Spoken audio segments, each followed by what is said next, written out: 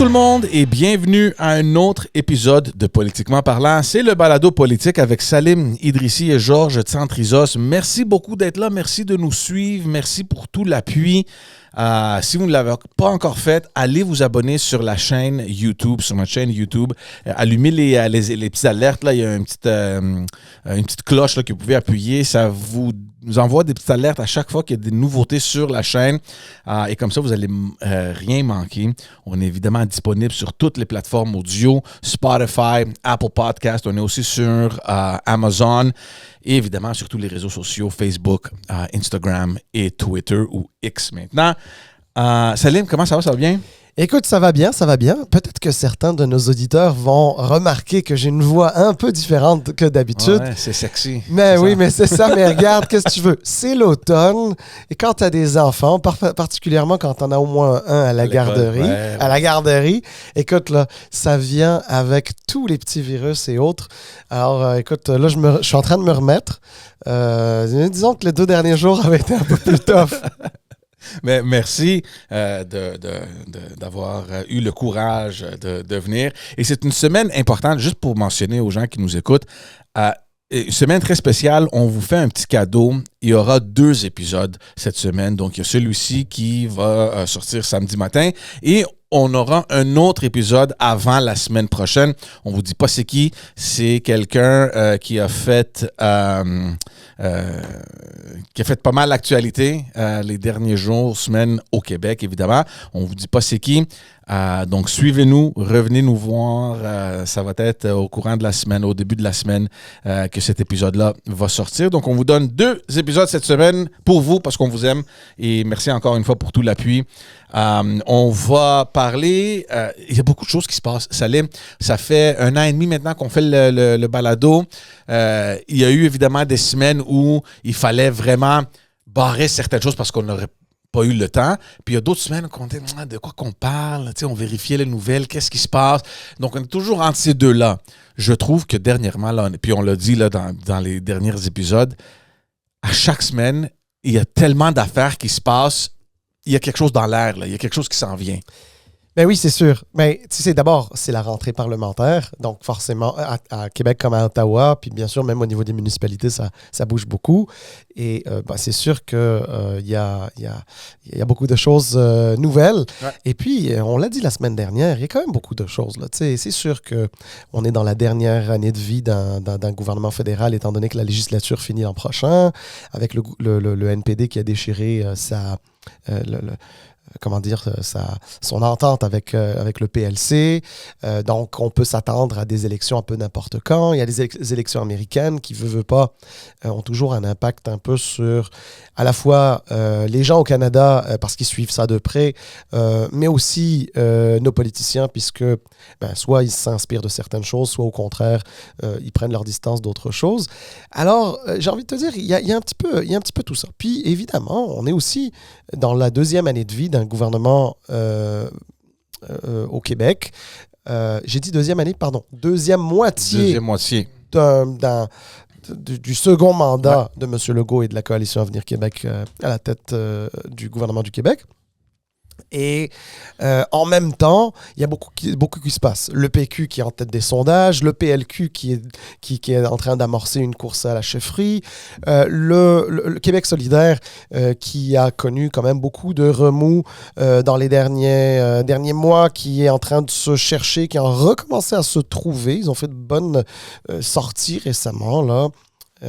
Je rappelle, bien sûr, à ceux qui nous entendent, quand on dit que tel parti ou tel autre parti a fait un bon coup, un mauvais coup, c'est pas parce qu'on le supporte ou parce qu'on est à l'inverse contre lui, on essaie... C'est parce que c'est un bon coup, mais il faut les mentionner. Un bon coup. D'ailleurs, moi, souvent, je dis que c'est un bon coup, même quand je suis pas d'accord fondamentalement avec le contenu. Mais ça peut être un bon coup politique quand même. Donc, en gros, là, si j'étais solidaire, je trouverais que ce serait un très bon coup, etc. Voilà. Puis, n'oublions pas aussi que, en 2025... en approchant la fin de cette première session-là, là, mai-juin, on rentre dans le territoire de préparation électorale. Donc, tout ce qui est fait maintenant et aussi au début de l'année prochaine, mais c'est fait en préparation pour le restant de l'année qui sera comme une année électorale aussi au Québec. Donc, il y a toute cette machine qui est en marche en ce moment. C'est vrai. C'est vrai, tu as tout à fait raison. C'est-à-dire qu'on est à 2 ans des élections au Québec. Donc, c'est la dernière année, disons, d'ici juin à peu près. C'est la dernière année, c'est le dernier temps où on n'est pas pleinement en préélectoral. Donc, c'est vrai qu'à partir de juin prochain, qui va coïncider effectivement avec la fin de la session parlementaire, mais aussi avec l'arrivée d'un nouveau chef au Parti libéral du Québec, qui est quand même l'opposition officielle, il restera 15 mois avant les élections. Et là, oui, on rentre dans une période très préélectorale. Et au niveau fédéral, nous le sommes déjà. D'abord parce que c'est un minoritaire. Donc, quand tu es minoritaire, tu es toujours en mode électoral. Et particulièrement depuis que M. Singh a décidé de ne plus... en tout cas, de déchirer cette entente qu'il avait avec le PLC qui lui donnait, qui lui garantissait de rester au pouvoir. Ouais. C'est ça, sa survie au Parlement. Parlant du Parti libéral du Québec, on va commencer avec, je pense, la grosse nouvelle qui est rentrée en début de semaine. Marois Risky, la députée de Saint-Laurent, et on peut vraiment le dire, là, c'était la Stark députée en opposition. Elle a annoncé qu'elle ne se représenterait plus en 2026, donc aux prochaines élections, elle ne serait plus ou pas candidate. Elle était très émotive. J'ai vu son annonce qu'elle a faite. Évidemment, l'argument principal, c'est sa famille. Elle vient d'avoir, avec Greg Kelly, un 2e enfant. Puis, elle a été très honnête, puis elle a dit, écoutez, j'arrive pas à concilier ce travail qui, pour ceux qui ne le savent peut-être pas encore, ça demande beaucoup. C'est très exigeant d'être en politique. Et je te dirais même en opposition, tu sais, parce que quand tu es au gouvernement, peut-être tu es un backbencher, tu sais, c'est pas tout le monde qui est des ministres, qui ont des dossiers, qui sont très occupés. C'est sûr qu'ils sont occupés, mais les députés en opposition, c'est du travail constant parce que c'est comme s'ils sont des ministres en opposition qui questionnent le gouvernement puis les ministres. Donc, c'est du travail constant. Et on l'a dit, elle avait un rôle quand même important en opposition. Elle n'arrivait pas. Elle n'arrivait pas à concilier les deux. Elle a choisi de se concentrer à être une bonne maman et à élever ses enfants. Même si, d'après ce qu'elle a dit, Greg lui avait proposé que lui, il démissionne pour rester avec les enfants, pour qu'elle continue, elle, sa carrière en politique. Puis, elle a dit que non, je ne veux pas être une maman absente. Et j'ai trouvé ça quand même rafraîchissant. C'est dommage de l'avoir quitté, évidemment. Je pense que tout le monde, dans tous les partis, ils ont pu le reconnaître. La qualité et ce qu'elle amenait comme parlementaire. Mais ce qu'on oublie souvent, c'est que la politique, oui, c'est une job difficile, mais la famille souvent encaisse un grand coup. Et c'est les invisibles dans l'équation. La femme ou le mari, les enfants, le père, la mère, grand-mère, grand-maman, whatever. Eux autres, on ne les voit pas dans l'équation, mais en arrière-scène, c'est un énorme stress. Là. C'est un poids énorme pour cette famille-là. Donc, bravo pour elle, puis c'est sûr qu'elle sera manquée. Écoute, d'abord, j'ai envie de dire, j'ai été extrêmement surpris de cette annonce. Il paraît qu'il y avait des rumeurs, mais je les ai jamais entendues. Puis je suis quand même bon à écouter les rumeurs. Mais honnêtement, celle-ci, je ne l'avais pas du tout. Non. Je te dirais même que la veille, je parlais avec quelqu'un qui me disait est-ce que tu penses que genre Marois Risky pourrait se présenter à la chefferie du Parti libéral du Québec, même si elle avait annoncé qu'elle ne se présenterait pas à la chefferie du Parti libéral? On a eu, je ne veux pas t'interrompre, je veux que tu continues, mais la semaine passée, puis je te l'avais mentionné, je parlais avec quelqu'un qui est allé à un financement. Puis, il parlait avec la députée en question qui lui disait « Bon, je suis toujours en réflexion, je ne sais pas qui que je vais appuyer, baba. » Puis, elle lui aurait dit apparemment que, tu sais, j'attends voir parce qu'on entend que Marois va très possiblement changer d'avis puis se lancer. Tu sais, il y a eu toute la question de l'absence d'une femme dans la course. Justement, c'est là-dessus que je m'en allais. C'est exactement ça. C'est que moi, je disais, regarde, elle se contredirait si elle voulait y aller. Mm-hmm. Mais en même temps, elle serait ni la première ni la dernière Exact. en politique. Puis en politique, ça prend souvent juste un prétexte pour changer d'avis. Exact. Et puis le prétexte, on peut toujours en trouver un. Là, t'sais. Alors moi, honnêtement, étant donné qu'il y a beaucoup de pression pour qu'il puisse y avoir une femme dans cette course-là, je me disais, ben là, c'est sûr. Marois, c'est pas juste la députée femme la plus en vue de son parti, mais probablement la députée, tout genre confondu, la plus en vue du parti, pour plein de bonnes raisons. Marois est une jeune femme rigoureuse qui connaît ses dossiers, qui les travaille très bien. Puis, tu sais, c'est vrai qu'elle se donne toujours à 100%. Là. Elle, c'est pas une fille qui va faire quelque chose à 50, 60, 70, 80% jamais de la vie. Elle est efficace. Elle est très efficace. Elle a le sens de la clip.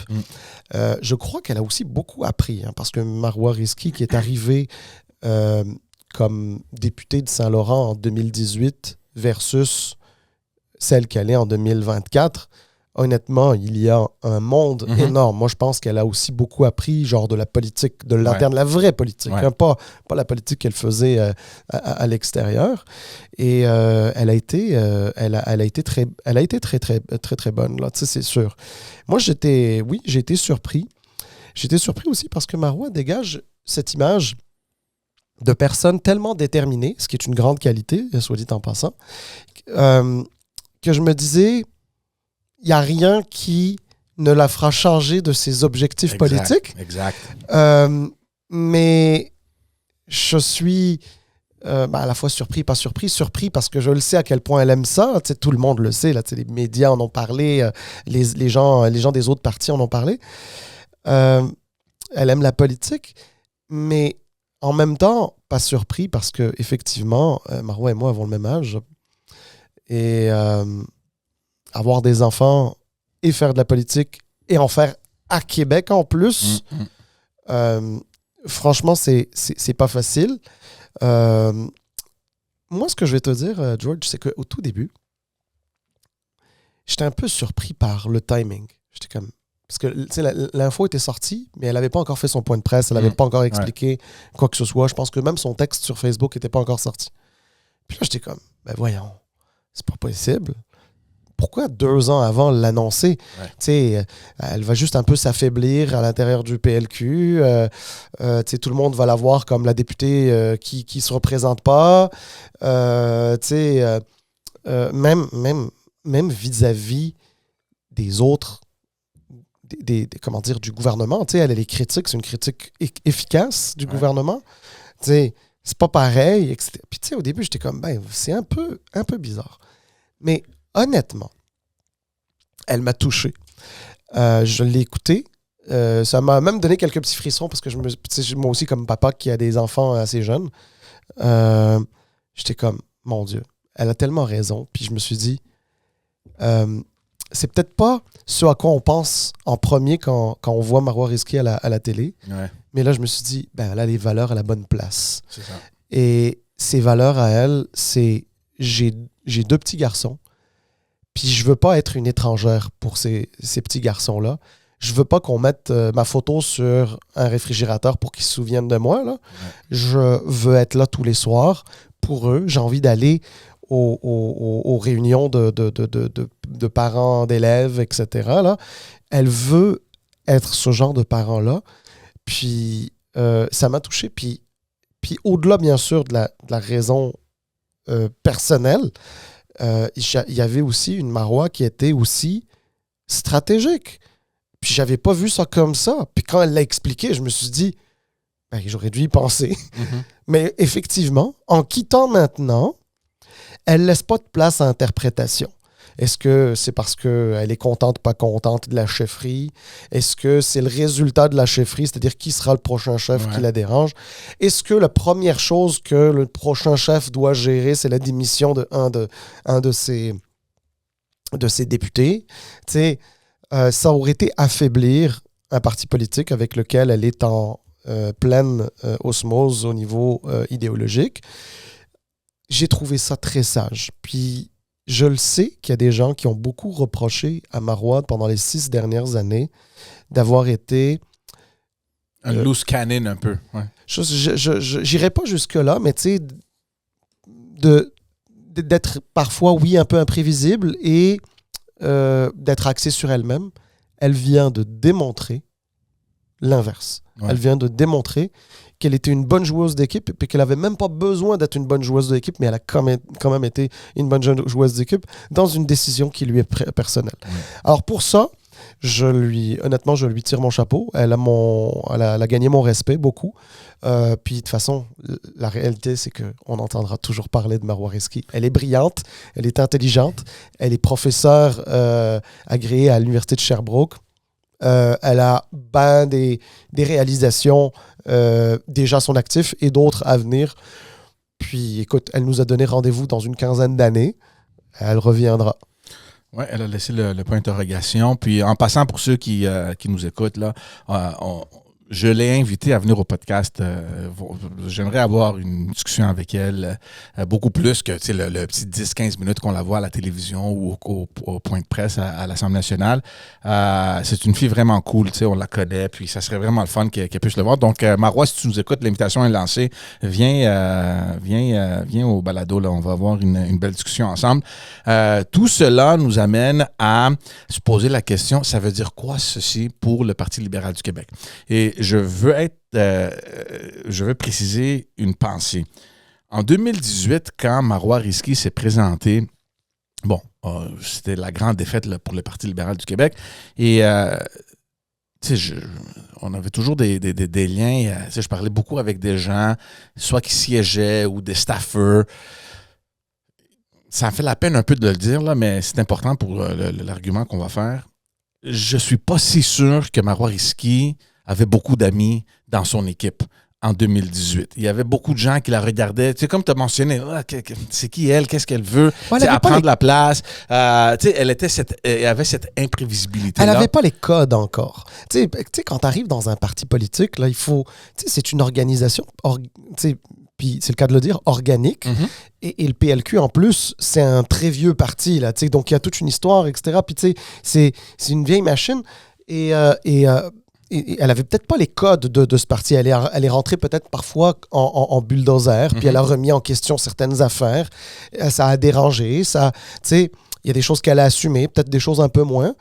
Mais oui, au début, c'était un peu comme ça. Ouais. Mais elle a su gagner le respect de tout le monde par le fait qu'elle soit d'une grande rigueur. Exact, c'est ça. C'est justement ce que j'allais dire. Je dis pas que c'est pas correct ou je dis pas qu'il y a une manière à faire la politique plus qu'une autre. C'est juste que quand tu as des gens qui soit travaillent là ou qui sont déjà là depuis longtemps, puis qui voient le nouveau qui rentre, puis qui prend un peu de place, puis qui dit ce qu'il pense ou ce qu'elle pense, ça dérange. Puis elle dérangeait beaucoup, puis je te le confirme, là, il y a plusieurs qui me l'ont dit.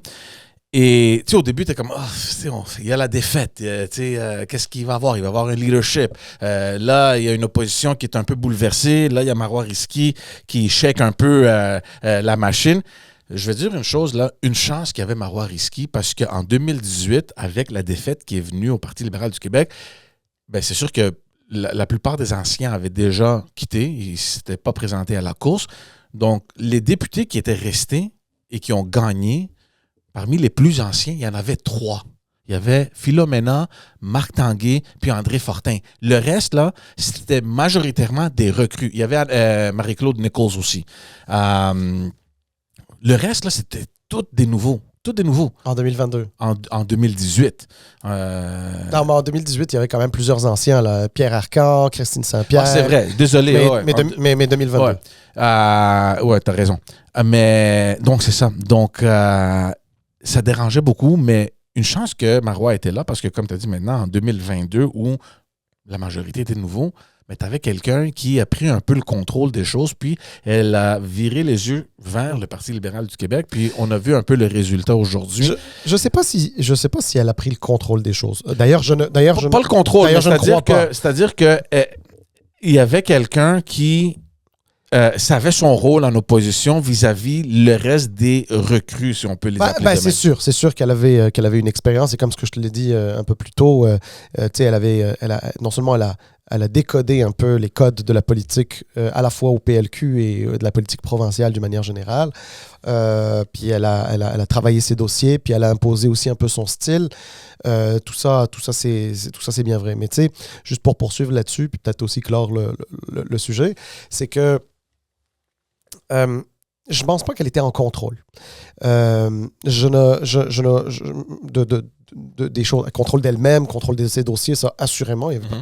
Mais je crois que le sens du leadership qu'elle a porté, ou sa contribution qu'elle a portée au PLQ, dans ce caucus-là, c'est le fait que c'était probablement celle qui a attiré le plus l'attention des médias, parce qu'elle a le sens de la clip, elle a du contenu et du contenant, et elle est, comment dire, tu sais, elle a son petit côté intense, mais c'est un petit côté intense qui lui rapporte quelque chose de positif.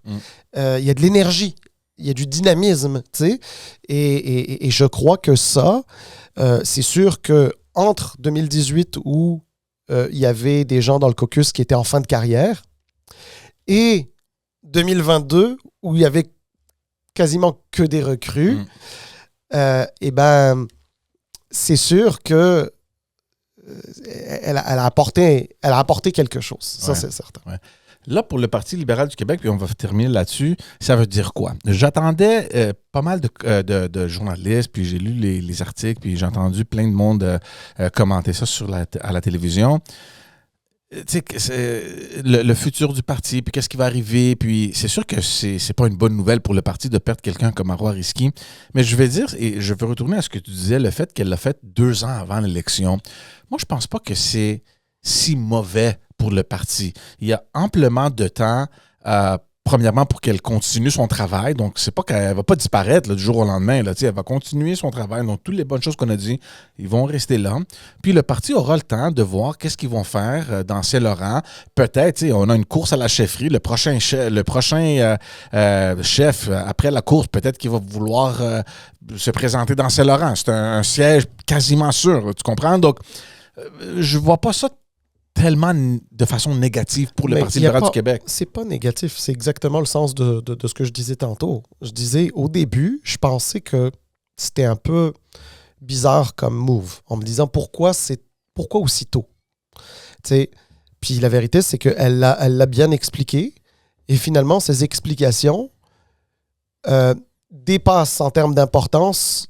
C'est-à-dire le côté positif de ces explications dépasse en importance le côté négatif. Oui, il y a un côté négatif. Quand quelqu'un annonce bien trop tôt qu'il ne va pas se représenter, il s'affaiblit à l'intérieur du caucus.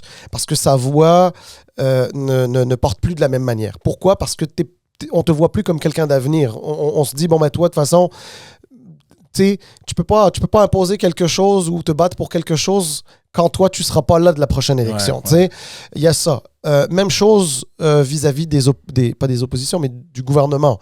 C'est-à-dire, avant, elle était face à Bernard Drinville à l'éducation, là, elle est face à Christine Fréchette à l'énergie. C'est sûr que c'est pas la même force que lorsque tu es comme quelqu'un qui est un leader de ta gang, là, de ton caucus, versus quelqu'un qui, oui, est bon. Il y a personne, de toute façon, si elle était bonne avant, il n'y a pas de raison qu'elle soit moins bonne aujourd'hui. Mais tu n'as plus le même aura. Donc moi, c'était le bout que je te disais qui pouvait me paraître un peu négatif. Mais la réalité, c'est que maintenant qu'elle l'a expliqué, ces bouts, entre guillemets, négatifs, deviennent secondaires par rapport à l'intelligence de son move de le faire plus tôt, parce qu'effectivement, ça aurait été pire pour le PLQ d'expliquer l'année prochaine, avec un nouveau chef, pourquoi elle s'en va. Tout le monde aurait spéculé. Elle est partie parce que X ou Y ou Z qui a gagné la chefferie ne lui convient pas, n'est pas d'accord. Comment ça se fait que le nouveau chef est même pas capable de garder Marois Risky, qui est l'une de ses meilleures députées, etc., etc. Donc, elle a bien fait. Donc, voilà. Passons maintenant au fédéral. On a parlé les derniers épisodes de ce qui se passe à Ottawa. On a parlé évidemment du NPD qui ont déchiré l'alliance avec le Parti libéral du Canada. On a parlé un peu de la fragilité maintenant qui existe au niveau du gouvernement à Ottawa. On ne sait pas s'il y aura une élection bientôt ou si Justin Trudeau va pouvoir sauver son gouvernement au moins jusqu'au prochain budget. Là, le Bloc, on a parlé aussi du fait que la balle était dans la cour du Bloc québécois. On a parlé que le Bloc allait maintenant sûrement venir avec des demandes. Les demandes sont venues. Puis on arrive à cette semaine où le Bloc québécois il a déposé une motion en Chambre pour appuyer son projet de loi. Le NPD et les conservateurs ont voté en faveur. Les libéraux ont voté contre. Puis là, revient encore ce gros point d'interrogation. Qu'est-ce qui va se produire? Est-ce que maintenant que c'est, entre guillemets, clair pour Yves-François Blanchet que les libéraux ne veulent rien savoir de son projet de loi, il va voter, il va négocier avec l'opposition pour forcer le gouvernement à aller en élection. Est-ce qu'il va continuer à négocier? Est-ce qu'il va revenir en arrière? Tu sais, on est dans un autre game maintenant. C'est comme du poker, là. Tu sais, c'est qui bluffe? Et c'est qui va l'accepter? Est-ce que Yves-François Blanchet va dire, bon, too bad, so sad, je vous ai fait une offre, vous ne l'avez pas accepté, on y va? Est-ce qu'il va manger la bluffe des libéraux pour dire « Ouf, OK, je reviens, on va le retravailler. » Est-ce qu'on va jouer à ce game-là? Donc, le but de cet exercice, c'est de savoir c'est quoi les choix, là? Qu'est-ce qui se passe maintenant avec les libéraux de Justin Trudeau et qu'est-ce qui va potentiellement y arriver les prochaines semaines ou les prochains mois? Regarde, mettons un peu d'ordre là-dedans. On a des libéraux qui sont au gouvernement. Et on a des conservateurs qui sont en tête des sondages et que si les sondages devaient se concrétiser, ils formeraient un gouvernement majoritaire. Super majoritaire. OK. Ouais. Bon, on est dans ce cas de figure. OK. On est aussi dans un cas de figure de gouvernement minoritaire. OK. Donc, il n'y a personne qui a la majorité au Parlement. Les libéraux ont une majorité simple, mais pas une majorité absolue. OK. Les libéraux, pour se maintenir au pouvoir, ont besoin de un seul parti d'opposition. OK? Les conservateurs, pour faire tomber les libéraux, ont besoin de deux autres partis. C'est-à-dire les conservateurs ont besoin non seulement des bloquistes, mais aussi des néolibéraux pour faire tomber le gouvernement libéral. Par contre, le gouvernement libéral de Justin Trudeau n'a besoin que de un de ces partis-là, c'est-à-dire soit le Bloc, soit le NPD, pour se maintenir. Donc, il est plus facile, mathématiquement, et là je dis mathématiquement, mathématiquement, il est plus facile pour le gouvernement libéral de se maintenir au pouvoir que pour les conservateurs de faire tomber les libéraux. Okay? Donc là, maintenant qu'on a mis cette table-là, revenons à ce que tu disais concernant le Bloc. Le Bloc, on a dit beaucoup de belles choses la semaine dernière sur le Bloc. Je les maintiens en passant, je les change pas. Sur à quel point ils avaient été habiles dans la gestion de ça. Mais il se trouve que le Bloc, finalement, est tombé dans son propre bluff. Pourquoi il est tombé dans son propre bluff? Parce que les libéraux ont voté contre leur motion. Tous les autres partis ont voté pour la motion. T'sais. La motion, elle est passée, mais les libéraux, eux, n'ont pas...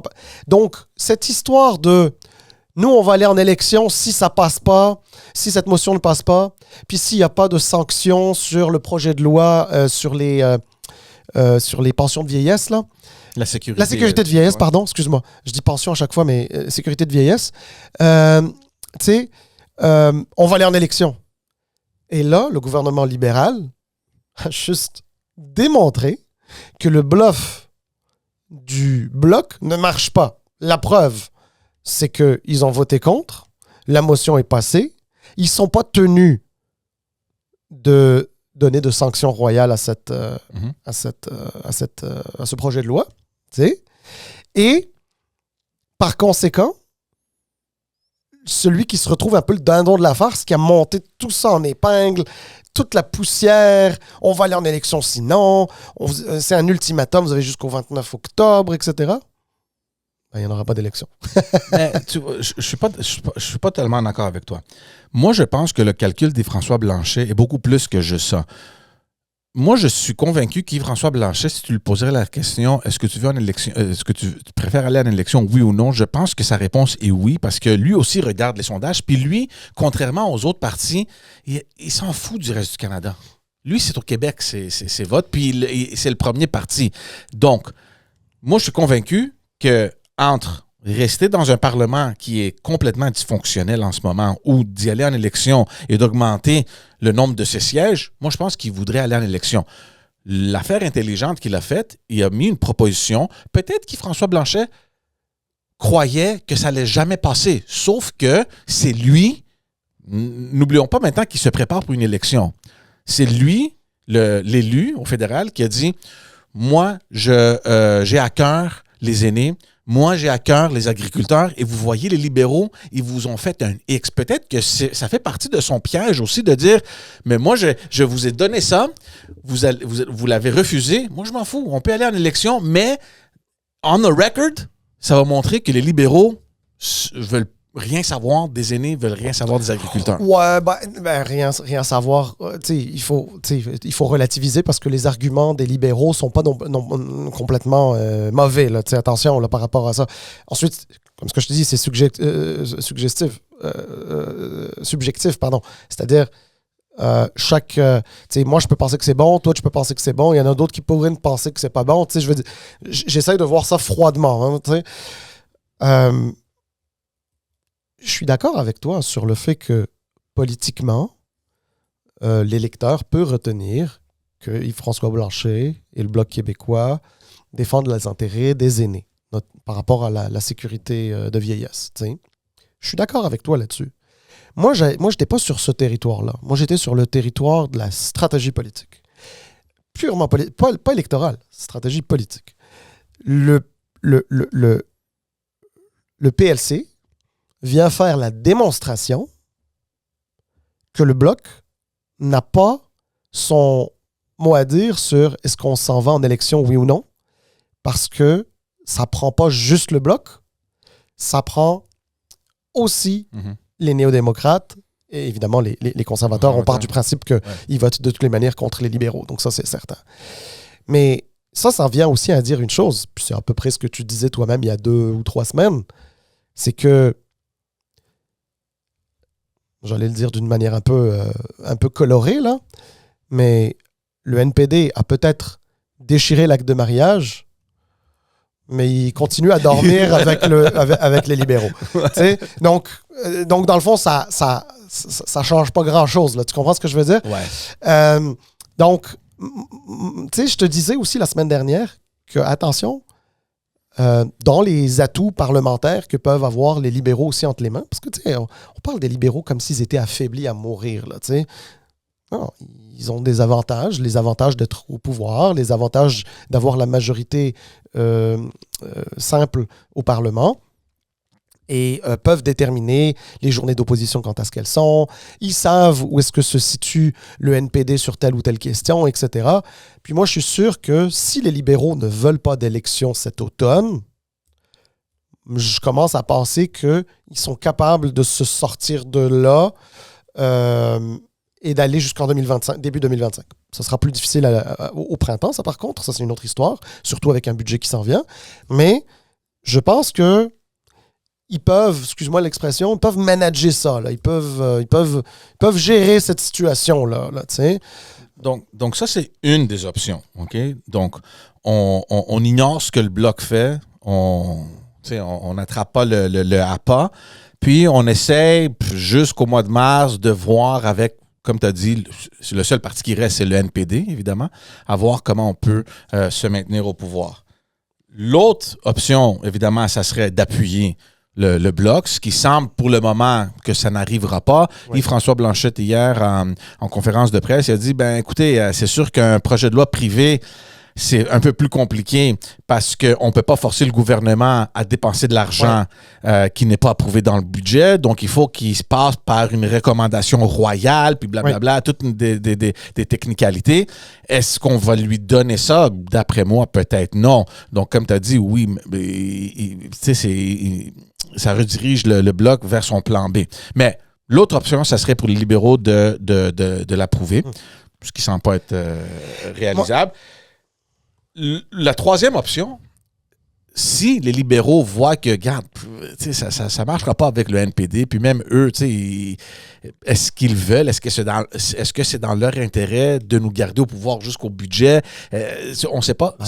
L'autre option, ça serait, regarde, moi, je ne suis pas là comme Justin Trudeau à donner les faveurs à un puis à l'autre, parce que le Bloc québécois était très clair. Il a dit, vous approuvez nos demandes, puis là, on vous revient avec d'autres, si vous voulez rester au pouvoir. Donc, Justin Trudeau, là, il n'y a pas juste ça à faire. OK, qu'est-ce que vous voulez? Bon, je vous donne. C'est pas ça. Donc, peut-être qu'il va dire, regarde, moi, là, c'est fini. Là, ça marche plus, le Parlement. On s'en va en élection tout de suite. OK? Oui.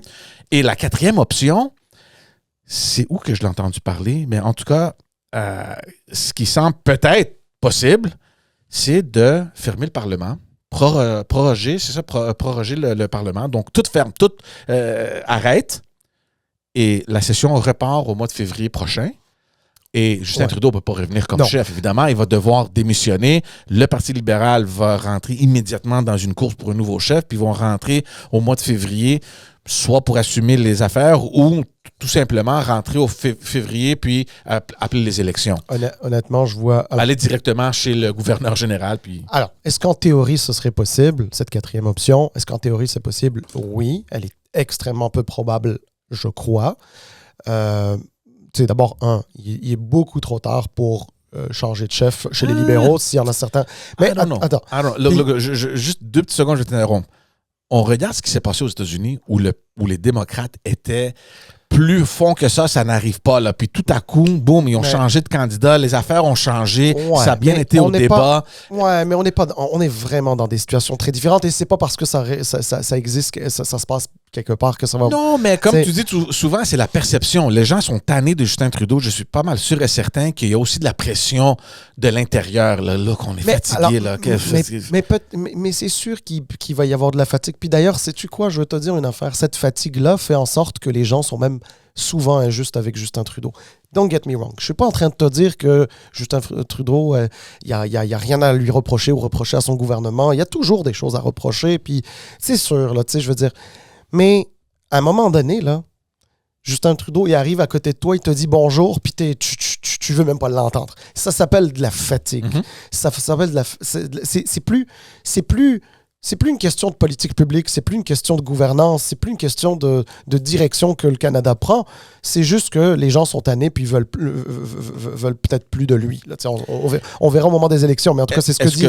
Est-ce que toi, tu penses qu'il y a d'autres options? Parce que moi, c'est les 4 que j'ai pu penser. Puis je vais dire honnêtement, je pense personnellement que la dernière est peut-être... À mon avis, moi, plausible. Mais je sais pas. Honnêtement, moi, je ne pense pas. Mais tiens, en même temps, j'aimerais ça. Si j'avais une boule magique, ça serait fantastique. Mais j'ai pas de... Je peux pas prédire. Moi, ça me paraît peu plausible. Maintenant, ce que... En fait, je peux expliquer aussi pourquoi ça me paraît peu plausible. Il y a bien des affaires qui sont au Parlement en ce moment. Tu as besoin, ils ont besoin d'avancer. Il y a des projets de loi qui doivent passer aux communes, d'autres projets de loi qui doivent passer au Sénat. Je te rappelle qu'il y a un projet de loi en ce moment qui est sur l'assurance médicaments nationale. Ouais. Puis ça devrait être approuvé d'ici la fin du mois d'octobre. Mais exactement. Donc on arrive un peu en Sénat, même... Ouais. Exactement, au Sénat.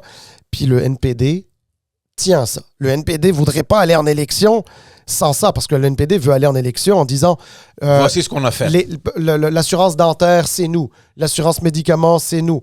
Telle affaire, c'est nous, etc. Puis c'est important. D'ailleurs, c'est pour ça que tu vas voir, même si dans un vote de non-confiance, le Bloc voter avec les conservateurs, le NPD va venir sauver les libéraux. Oui, mais le timeline, ça nous amène toujours à la fin. Tu sais, moi, je pense que le 29 octobre, c'était pas par hasard qu'il a choisi cette date-là et François Blanchet. Les élections provinciales en Colombie-Britannique, au Saskatchewan et au Nouveau-Brunswick, ils vont être terminés d'ici le 29 octobre. Donc, les partis pourront se concentrer à autre chose que leur province. Ouais. Les projets de loi que tu mentionnes, le projet de loi, il devrait normalement passer d'ici cette date-là. Donc, qu'est-ce qui reste après? Ouais. Ben, écoute, regarde, moi, j'exclus pas qu'il y ait des élections cet automne, même si ça me paraît surprenant, ouais. Mais c'est pas exclu. Puis pas juste parce que les partis d'opposition le veulent. Tu sais, regarde, quand je te dis que malheureusement, notre perception, elle est trop teintée de la fatigue des électeurs vis-à-vis de Justin Trudeau.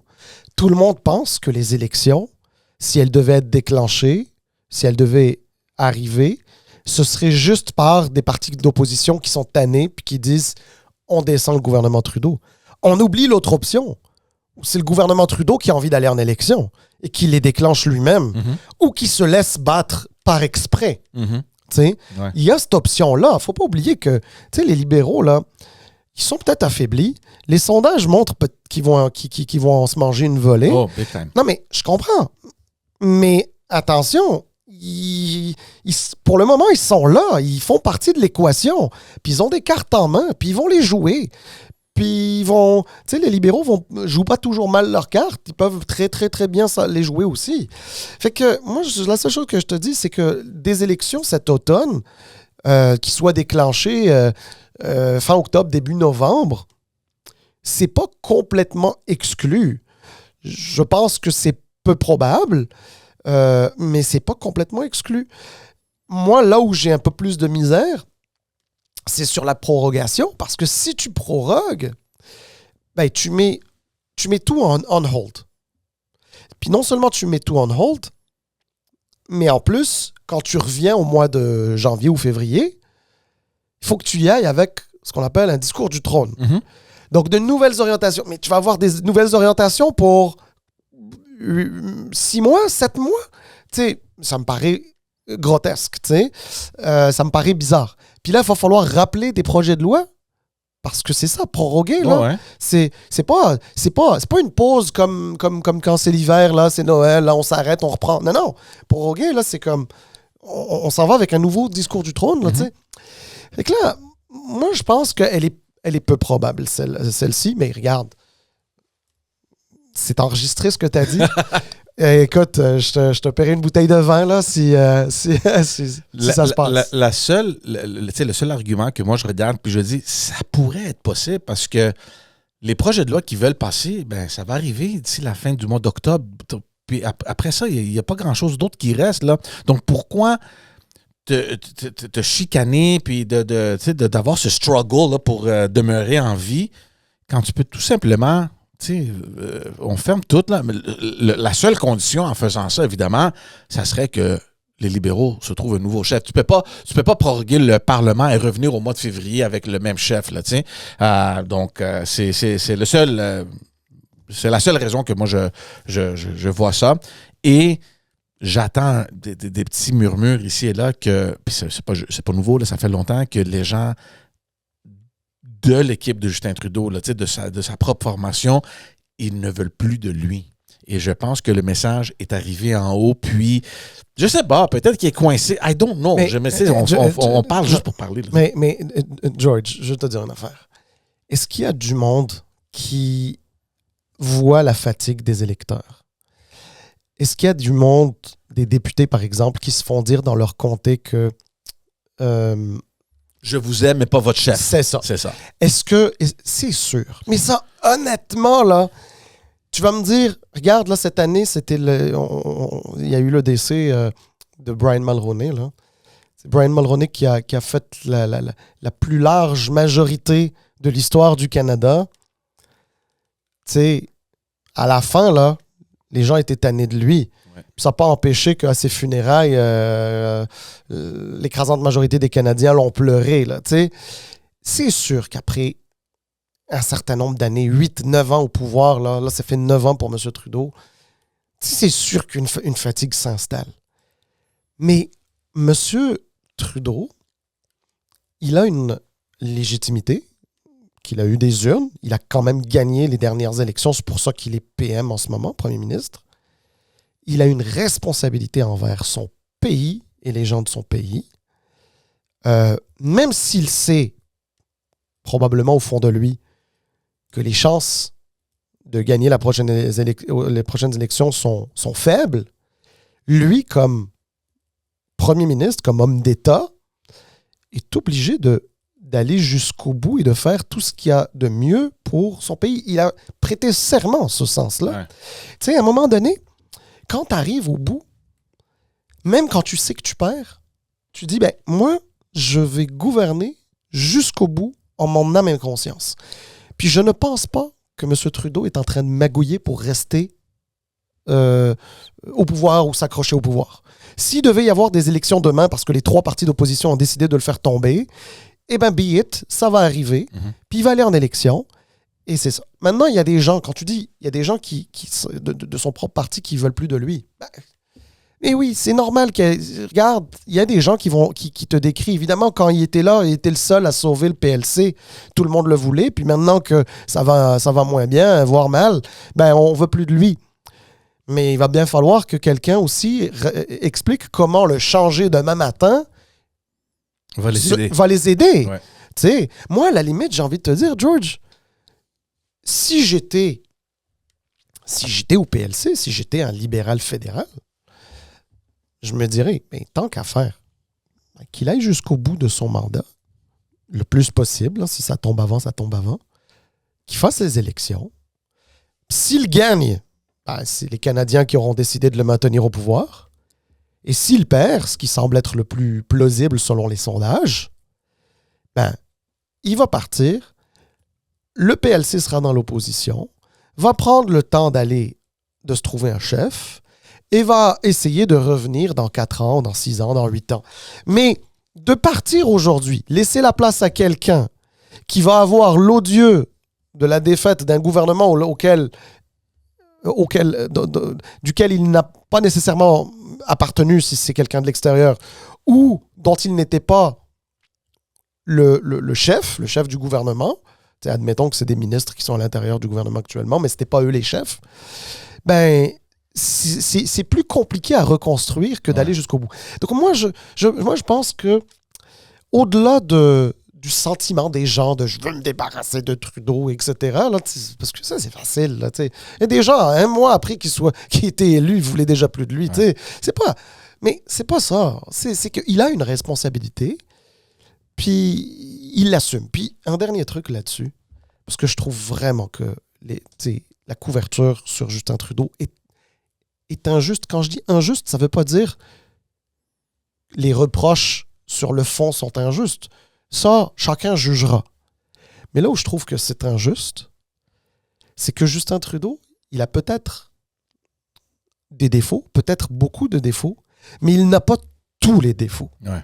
Puis là, la manière dont les gens parlent de lui, c'est comme s'il avait tous les défauts. Puis ça, je trouve ça vraiment injuste et plate. Bon, allons-y rapidement en France. Il y a le sommet de la francophonie. Notre premier ministre, il est là. Du Québec, il se trouve là, M. Legault. On sait qu'il est rentré maintenant dans sa bataille contre l'immigration, contre le gouvernement fédéral. Je pense que c'est c'est son cheval de bataille pour l'instant. Puis il continue, puis il a fait des remarques depuis la France qui ont pas mal brassé les choses ici au Québec. Oui. Je vais faire juste une petite nuance à ce que tu as dit juste avant. Contre l'immigration, moi, j'essaie de ne pas lui faire de procès d'intention. Les gens vont juger s'il est quelqu'un favorable à l'immigration ou contre l'immigration. Moi, j'ai compris ce que tu voulais dire, mais c'est juste contre parce qu'il y a des politiques d'immigration. Donc, non, c'est ça. Je voulais juste préciser pour ne pas lui faire de procès d'intention à monsieur Legault. C'est sûr que j'ai souvent dit, j'ai toujours été d'ailleurs très critique sur la manière dont il gère ce dossier. Et même, j'ai été critique du fait que il a fait son pain et son beurre politique sur les questions d'immigration, de diversité, etc. Mais en fait, ce qui a été le plus troublant, c'est que depuis la France, il a critiqué le gouvernement fédéral Rien de nouveau. sur la gestion des demandeurs d'asile. Ouais. Puis d'ailleurs, tu remarqueras que là, il ne parle pas des temporaires. Parce que tu sais, les temporaires, là, quand M. Trudeau est sorti pour dire ça n'a pas de bon sens, c'est le Québec qui les accepte. Exact, ouais. Excusez-moi. Tu sais, donc, tu sais, il parle moins des temporaires parce que le temporaire, son gouvernement est responsable pour la grande majorité. On en a parlé la semaine passée. Exact. Tu sais, et là, il ne parle pas des temporaires. Il est en train de parler des demandeurs d'asile. Puis, alors, George, juste pour être fair, puis qu'on soit clair, etc., le Québec qui reçoit 45% des demandeurs d'asile du Canada, c'est pas normal. Non. C'est pas normal, c'est trop. Et effectivement, il faut répartir ça un peu à l'échelle du Canada et à l'échelle des différentes provinces, etc., pour que la pression ne soit pas concentrée sur le Québec. Personne qui nie ça, OK? Là, tu sais, ça fait pas du Québec une place de gens intolérants ou quoi que ce soit. Il n'y a pas de problème là-dessus. Là, je pense d'ailleurs qu'il y a une reconnaissance du fédéral de cet enjeu-là. En revanche, c'est un dossier qui est épineux, qui est compliqué, parce que beaucoup de demandeurs d'asile rentrent au Canada, mais par le Québec. Il y en a qui choisissent de vouloir être au Québec pour plusieurs raisons. Parfois, ça se peut qu'ils ont de la famille ici. Parfois parce qu'ils sont francophones. Parfois, simplement parce qu'ils ne se sont pas trop posé la question. C'est par là qu'ils sont rentrés, puis c'est là qu'ils sont. Là, M. Legault, il arrive en disant « Je ne veux pas me mêler de comment le fédéral s'occupe de ça, puisque c'est de sa compétence. Mais moi, je crois que le fédéral devrait obliger, contraindre les demandeurs d'asile qui sont actuellement au Québec d'aller ailleurs. En gros, là, c'est... On les déplace. On les déplace. Honnêtement, George, politiquement, sincèrement, c'est très glissant comme... Mais comment tu fais ça? Moi, Mais d'abord, exactement. D'abord, c'est comment tu fais ça. Mais attends, je veux juste te dire un truc. Le déplacement obligatoire de population, ça sonne jamais très positif. Ouais.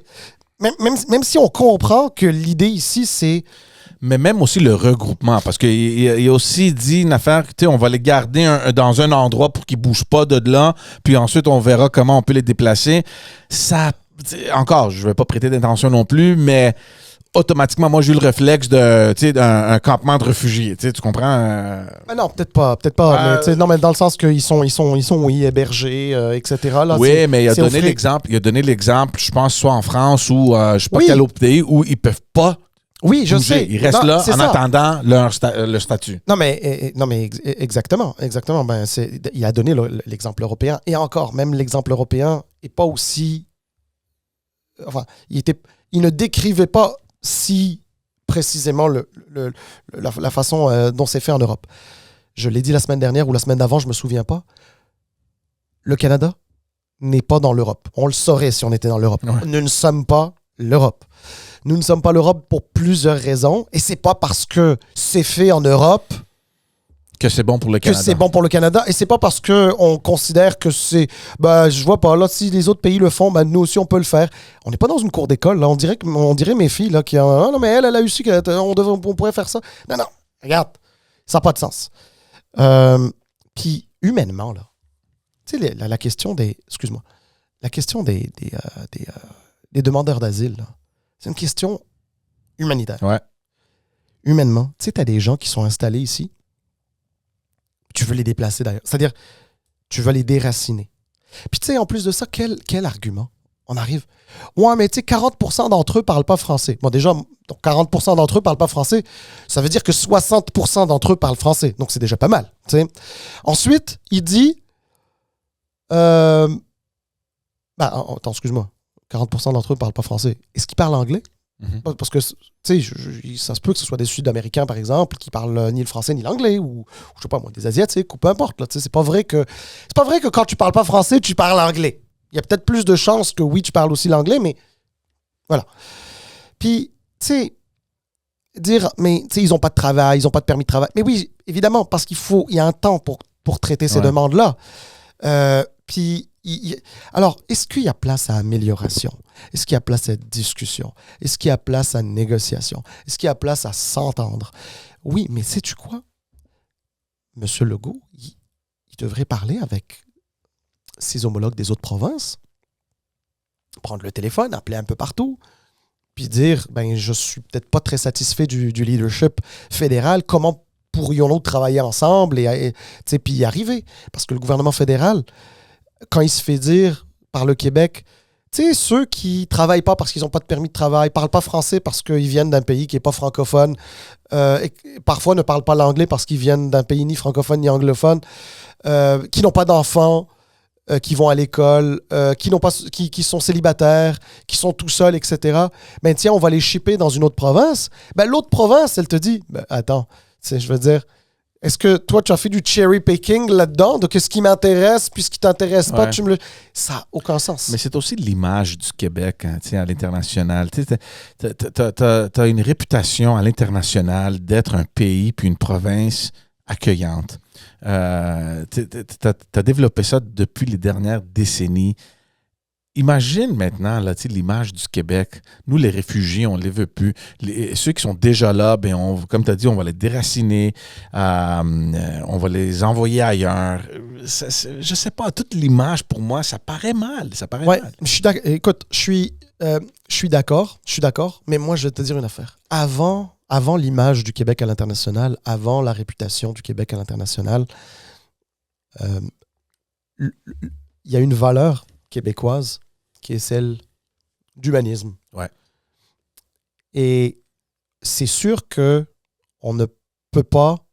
le Québec tout seul ne peut pas accueillir tous les demandeurs d'asile. Il y avait un ministre français il y a très longtemps qui l'avait dit dans un cadre un peu plus... moins intéressant, mais il avait dit on ne peut pas accueillir toute la misère du monde. Tu sais, je veux dire, c'est malgré toute notre bonne volonté. C'est une chose. Mais là, on est en train de parler de ceux qui sont déjà là. Puis on a envie de choisir ceux qu'on peut déplacer ou pas. Puis ceux qu'on peut déplacer, ben, on va les déplacer. On va les forcer à se déplacer. À la limite, trouve des incitatifs. Tu sais, si, admettons, il y a une personne qui parle français, puis on lui dit, écoute, au Québec, tu ne trouveras pas de job parce que tu ne parles pas français. Mais il se trouve que tu parles anglais. Puis il se trouve que ton permis de travail, tu vas l'obtenir plus rapidement si tu es dans telle province. Tu sais, que ta demande d'asile va être traitée peut-être plus rapidement, ou des choses comme ça. On parle de niveau de coordination, franchement. C'est tellement compliqué, cette affaire-là. Non, mais c'est sûr. Bon, cela dit, puis je ne veux pas donner l'impression que c'est juste pour défendre le gouvernement fédéral, parce que c'est pas de ça dont il s'agit. Moi, j'étais plus en train de critiquer le discours de M. Legault à ce niveau-là. Tu sais, c'est sûr que c'est une responsabilité du fédéral. Ouais. Donc, le fédéral doit agir. À mon avis, il va agir. Et il est en train d'agir. Mais c'est sûr que c'est pas vrai que ça se fait en un claquement de doigts. Non, c'est ça. All right, tout le monde, on va mettre un point là-dessus. N'oubliez pas, on a un extra épisode cette semaine. Donc, allez vous abonner sur notre chaîne YouTube. Allez cliquer sur les alertes. Comme ça, vous allez être au courant à chaque fois qu'il y a un nouvel épisode qui rentre. Merci beaucoup. Allez nous suivre sur toutes les autres plateformes de médias sociaux et les plateformes audio. On vous voit très prochainement. Merci beaucoup. Ciao. Merci, bye.